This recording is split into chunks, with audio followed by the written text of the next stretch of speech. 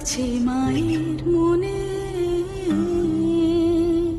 জমছে মেঘ ঈশান কোণে। ওর গৃহত্যাগ কেউ আটকাতে পারবে না। কান্দে রানীর মন, এটাই অদৃষ্টের লিখন। চাটন কান্দে রানী। ওকে তুমি সাধারণ সাংসারিক গণ্ডির মধ্যে বেঁধে রাখার চেষ্টা করো না কমলা। পুজোর ঘট অমঙ্গলে ও শুধু তোমার জন্য জন্মায়নি, শিব শিব ও এই জগৎ সংসারের কল্যাণের জন্য জন্মেছে। তবে কি সত্যি সত্যি লোকনাথ সংসার ধর্ম করবে না? গুরুদেবের কথাই কি মিলে যাবে? এই সংসারে একবার আটকে পড়লে তার থেকে আর মুক্তি নেই গো মা। শিব ঠাকুরকে ছাড়া আমি বাঁচবো কি করে? তুমিই বলে দাও ঠাকুর, এইভাবে লোকনাথকে নিয়ে যদি আমি সারাক্ষণ দুশ্চিন্তায় থাকি তাহলে আমি বাঁচবো কিভাবে?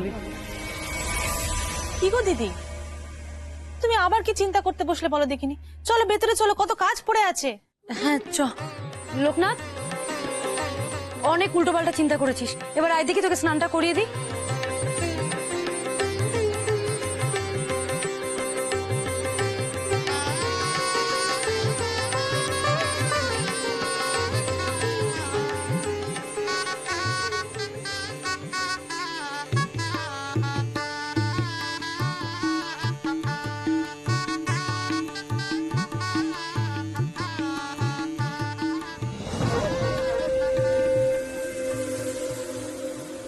তোমায় যেমনটা বলা হয়েছিল তুমি তেমনটা করনি কেন?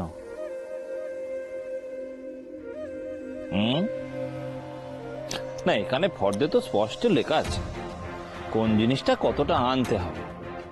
তা না করে তুমি নিজের মতো জিনিসপত্র নিয়ে চলে এলে। হ্যাঁ, এই দশকর্মা বাজার থেকে এই মাটির জিনিস, কাপড় জামা সব। বলি, নিজের মতো এরকম কাজ করার স্বাধীনতা তোমায় দিল কে? এত সাহস তোমার হলো কোত্থেকে? আই জবাব দাও, জবাব দাও। আগে ভুল হলে আমাকে মাফ করবেন, কিন্তু আমি কোনো ক্ষতি করতে চাইনি। যাতে দুটো পয়সা সাশ্রয় হয় আমি সেই চেষ্টাই করেছি। আহা, উনি কে এলেন জমিদার বাড়ির পয়সা সাশ্রয় করতে? বলি, দুদিন আগে তো নিজে না খেতে পেয়ে মরছে। হ্যাঁ, গরিব অসহায় মানুষ দেখে কাজে বহাল করলো, আর এই জমিদার বাড়িতে কাজে ঢুকেই একবারে নিজের মতো কাজ করা শুরু করে দিন। বলি, এত সাহস তুমি পেলে কোত্থেকে? উত্তর দাও দেখি। আসলে দেখুন, এত বড় একটা অনুষ্ঠান, এত বিপুল খরচ, এখানে যদি একটু বুদ্ধি করে কৌশল করে দুটো পয়সা বাঁচানো যায় তাতে তো জমিদার মশাইয়েরই লাভ, আপনাদেরও তো লাভ। আপনি আপনি দেখুন, দেখুন এই দুটো ফর্দ মিলিয়ে দেখুন। আপনারা বাজার থেকে যা যা বলেছিলেন আমি হয়তো তা আনিনি, কিন্তু যা যা এনেছি তাতে 5টা টাকা বাঁচানো গেছে। সেটা না করলে কি এই টাকাটা বাঁচানো যেত? বাহ, ভদ্রলোকের বুদ্ধি আছে বলতে হয়। দেখেও তো সজ্জন বিনয়ী মানুষ বলে মনে হচ্ছে। জমিদারি চালাতে হলে এমন মানুষই তো চাই আমার। এই শোনো, তোমায় না কেউ লাভ লোকসানের হিসেব করতে এখানে বহাল করেনি, বুঝেছো? আদিত্য, কি হয়েছে? জমিদার মশাই প্রণাম। হ্যাঁ, ঠিক আছে ঠিক আছে। এত চেঁচামেচি কিসের আদিত্য? দেখুন না দাদা, এই ফর্দে যা লেখা আছে তা না করে উনি নিজের পছন্দ মতো জিনিস কিনে নিয়ে এসে হাজির হয়েছেন। ওপর চালা কি আর কি। আগে আগে হুজুর, আমার ধৃষ্টতা মাফ করবেন।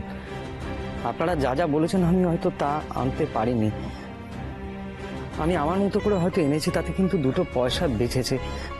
এতে যদি হুজুর আমার কোনো অন্যায় হয়ে থাকে তাহলে আপনারা যা বিধান দেবেন, যা শাস্তি দেবেন আমি মাথা পেতে নেব হুজুর। ওই দেখি ওনার ফর্দটা। দাও।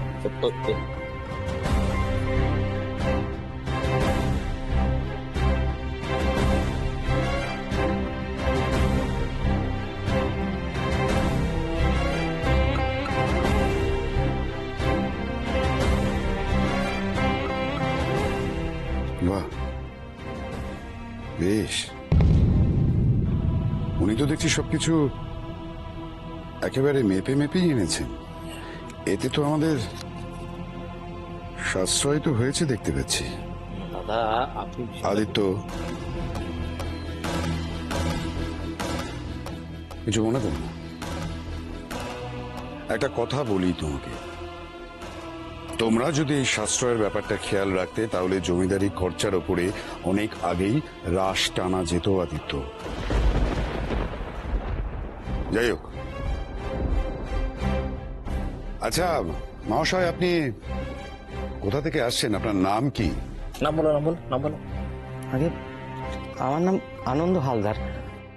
আমি সেই সুদূর কুসুমপুর থেকে আসছি। পড়াশোনা জানি হুজুর, কিন্তু কোনো চাকরি নেই।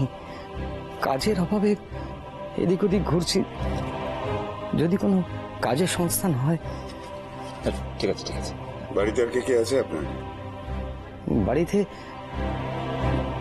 আমার বৃদ্ধ বাবা মা আছে, স্ত্রী পুত্র আছে, কিন্তু অভাবের তাড়নায় আমি কিছুই করে উঠতে পারিনি। সংসারের কোনো কর্তব্য আমি পালন করে উঠতে পারিনি হুজুর। দেখুন, বিয়ে বাড়িতে তো অনেক রকম কাজ থাকে, তা সেই কাজের তদারকিগুলো করতে হয়। আমার অনেক কাজ। আপনি যদি এই বিয়ে বাড়ির তদারকিগুলো করেন তাহলে আমাদের খুব উপকার হবে। আপনি কি বলছেন হুজুর? এ তো আমার পরম পরম প্রাপ্তি। আমি ভাবতেই পারিনি এই সব কিছু হয়েছে ঈশ্বরের জন্য। আর হুজুর, কি অদ্ভুত ঘটনা! এক সহৃদয় বালক এসে, আমি খেতে পাচ্ছি না দেখে তার কোচর থেকে সব মিষ্টি এসে আমাকে দিয়ে দিল, আর বলল, ঠাকুর কোন রূপে আসে কেউ কি জানে গো? কেউ জানে না, ওই নিয়ে তুমি চিন্তা করো না। কি অদ্ভুত ব্যাপার হুজুর! সবকিছু কেমন মিলে গেল দেখুন। শুনুন, আপনি এক্ষুনি বললেন না একটা বালক, কে সে? কি নাম তার? নাম? হ্যাঁ বলুন, কি নাম তার? নাম? কাকা, তুমি আমাকে চিনবে না গো? আমি এই গায়েই থাকি। আমার নাম লোকনাথ। ওই যে ওই দিকে থাকি। বললেন লোকনাথ? লোকনাথ?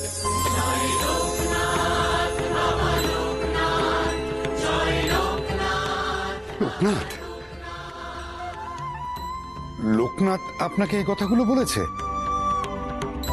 তাহলে তো আর কোনো চিন্তা রইল না। আনন্দমশাই, জানেন তো, লোকনাথ যখন কোনো কাজ করেছে তা আজ অব্দি বিফলে যায়নি। আপনি যান, আপনাকে যে দায়িত্ব আমি দিলাম তা যথাযথভাবে পালন করার চেষ্টা করুন। আনন্দ মশাই, যান, আপনি যান যান। প্রণাম জমিদার মশাই। লোকনাথ যখন বলেছে তাহলে তো আমি লোক চিনতে ভুল করিনি। ঠিক মানুষকেই মনে হয় এতদিনে ঠিক কাজের দায়িত্ব দিলাম। বলছিলাম, ভিন দেশের অজানা লোকের উপর এতটা ভরসা করা কি ঠিক হবে? ঠিক হবে বলেই তো ভরসাটা করেছে আদিত্য। এই বিয়ে বাড়ি যা কাজকর্ম আজ উনি সামলাবেন। তুমি না হয় অন্য কাজ। ঠিক আছে, আমি দেখছি তোমাকে কি কাজ দেওয়া যায়, সেটা আমি পরে দেখছি। আমি আপাতত এখন রান্নাঘরের দিকে যাচ্ছি, দেখি রান্নাগুলো কত দূরে এগুলো।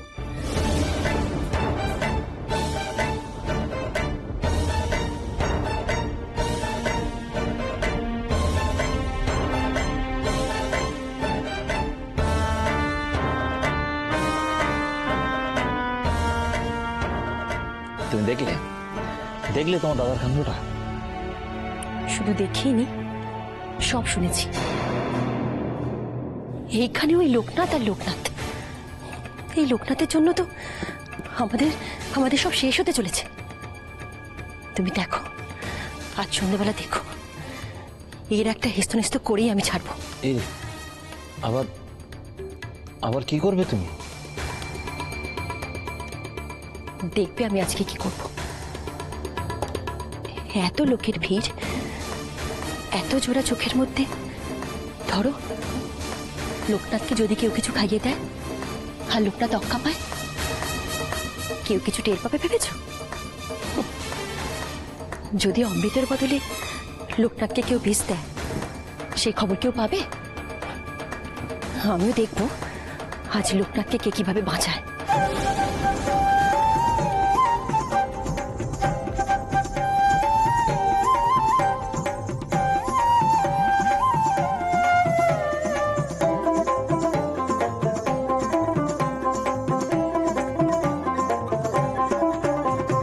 সাজো সুন্দরী কন্যা সাজো বেয়া সাজে রে সাজো সুন্দরী কন্যা সাজো বেয়া সাজে সাজো সুন্দরী কন্যা সাজো বেয়া সাজে রে সাজো সুন্দরী কন্যা সাজো বেয়া সাজে নবীন যুবতী কন্যা বড় ভালো লাগে রে সাজো হ্যাঁ সাজো সুন্দরী কন্যা সাজো বেয়া সাজে রে সাজো সুন্দরী কন্যা সাজো বেয়া সাজে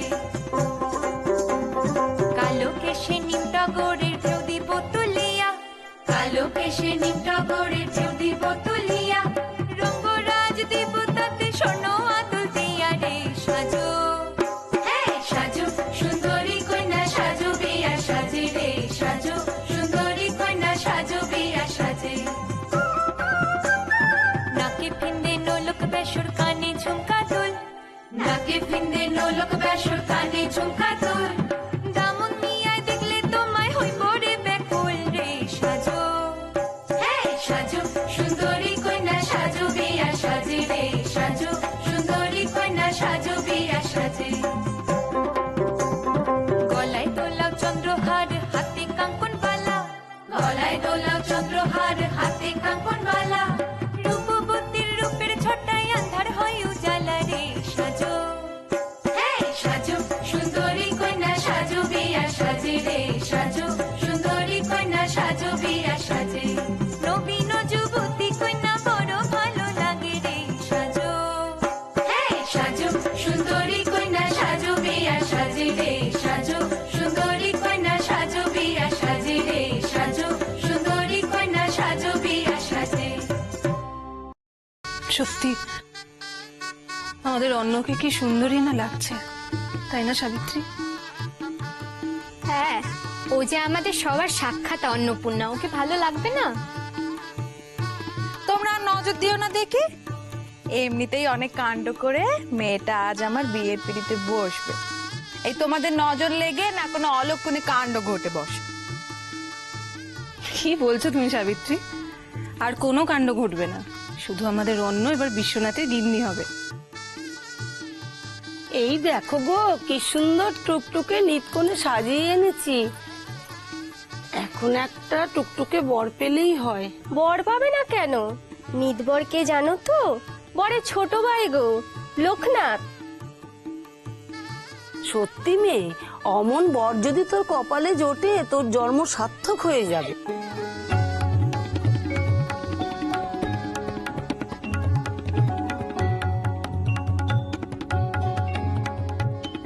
বসো। এই দেখো আমাদের নিতবরকে সাজিয়ে নিয়ে এলাম। কই গো কাকিমা, এদিকে সাজানো কত দূর? দেখো কাকিমা, ভালো করে যেন সাজানো হয়, কোণের পাশে আমাদের ছেলের থেকে যেন কেউ নজর না ফেরাতে পারে। একদম দিদি, বিশ্ব হলো আমাদের কৃষ্ণ ঠাকুর, ওকে এমন ভাবে সাজাও যাতে বিয়ের আসরে সবাই শুধু রাধাকে নয়, কৃষ্ণ ঠাকুরকে দেখেও যাতে চোখ না ফেরাতে পারে।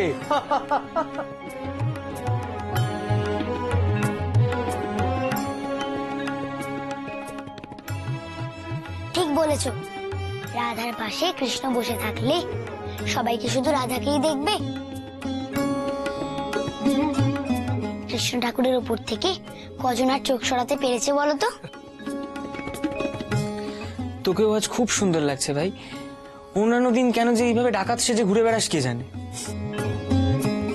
দেখেছো দিদি, ছোট ঠাকুরকে কি সুন্দর লাগছে, কি ভালো মানিয়েছে বরের বেশে। এই নাও নিতবর, এইবার তুমিও বরের মতো টোপর পরে নাও। ওরে বাবা, এগুলো কি? আমি এগুলো পরবো না। আরে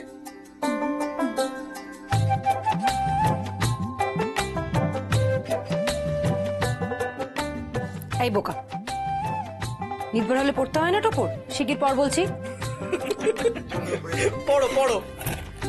লোকনাথ পড়ে নাও।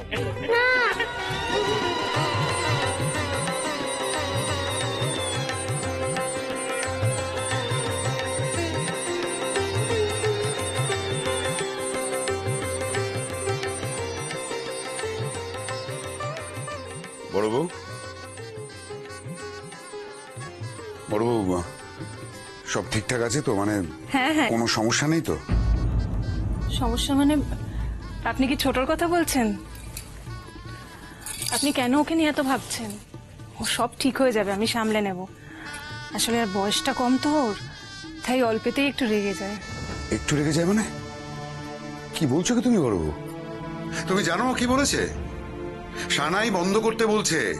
বাড়িতে একটা বিয়ের অনুষ্ঠান চলছে, হই হট্টগোল হবে না, সে নাকি বাপের বাড়ি চলে যাবে, এমন কথা কখনো শুনিনি আমি। আচ্ছা ঠিক আছে, আপনি একটু শান্ত হন। দেখুন, ওর রাগটা যে একেবারে ফেলে দেওয়ার মতো সেরকমটাও তো বলা যায় না। মানে কি বলতে চাইছো কি তুমি? কিছু না, আপনি একটু শান্ত হন তো নিজে। আমি এদিকটা ঠিক সামলে নেব, আপনি কিচ্ছু ভাববেন না। আপনি দেখুন ওদিকের কাজ কদ্দূর এগোলো। বেশ, তুমি যখন বলছো তখন আমি ভাবছি না। বড় বউ, তুমি থাকলে না আমার একটু চিন্তাটা কম হয়। একটা কথা তোমাকে বলি, কোন রকম অশান্তি যাতে না হয় সেদিকে খেয়াল রেখো বড় বউ। আমি আছি তো। সন্ধে তো হতে চললো, এবার তাহলে নহবত শুরু করতে বলি। হ্যাঁ হ্যাঁ, বলে দিন।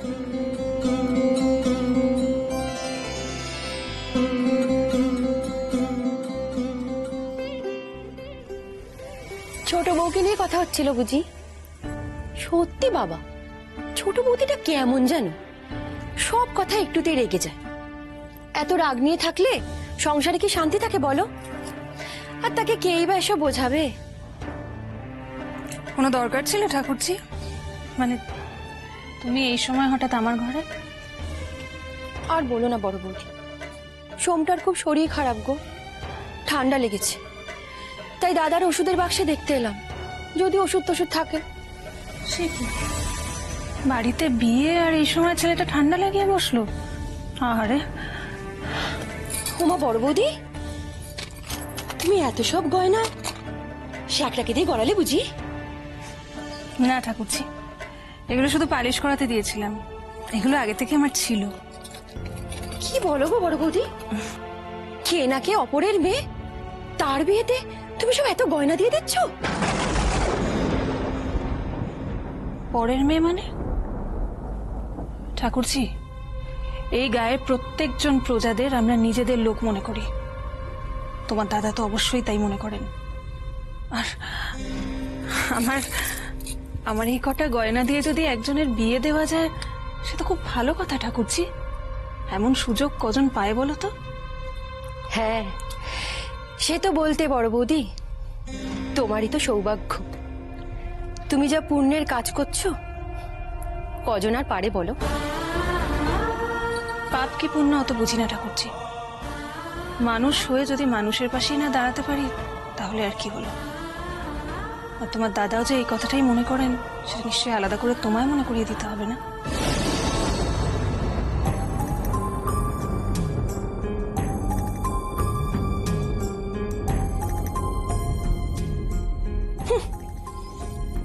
ঘরের ছেলেকে পর করে প্রজাদের আপন করা হচ্ছে, ঢং দেখে আর বাঁচি নে। কোন দিন দেখবো ওই লোকনাথকে আবার নিজের ছেলে করে এই ঘরে তুলে এনেছে। এসব আমি হতে দেবো না বড় বৌদি। আমার ছেলের অধিকার আমি ছাড়বো না, দেখে নিও।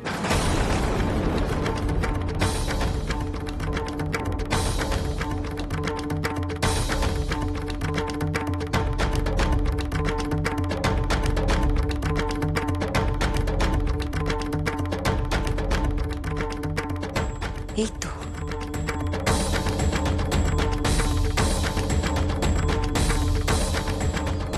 বেশি মাত্রায় মিশিয়ে খাইয়ে দিলেই মরবে না ঠিকই, জ্ঞানও আর ফিরবে না।